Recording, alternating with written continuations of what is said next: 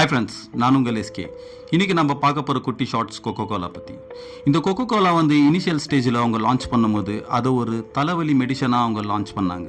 அதுக்கப்புறம் போக போக அது ஒரு கூல்ட்ரிங்காக மாறிடுச்சு.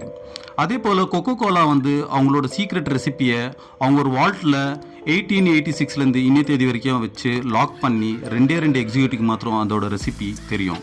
அது எப்படி செய்கிறதுன்னு அதை தவிர்த்து வேறு யாருக்கோ தெரியாது. அதே போல் இந்த கொக்கோ கோலா 2 கண்ட்ரியில் பேன். ஒன்று கியூபா ஏன் பேன் பண்ணியிருக்குன்னா அவங்களுக்கும் யூஎஸ்க்கும் மிலிட்ரி இஷ்யூ இருக்கிறதுனால அவங்க அதை பேன் பண்ணிட்டாங்க.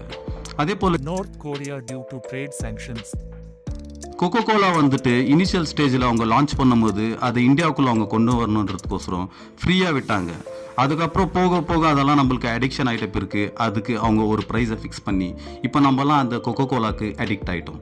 இதை பற்றி நீங்கள் என்ன நினைக்கிறீங்கன்ட்டு கமெண்ட்டில் சொல்லுங்கள்.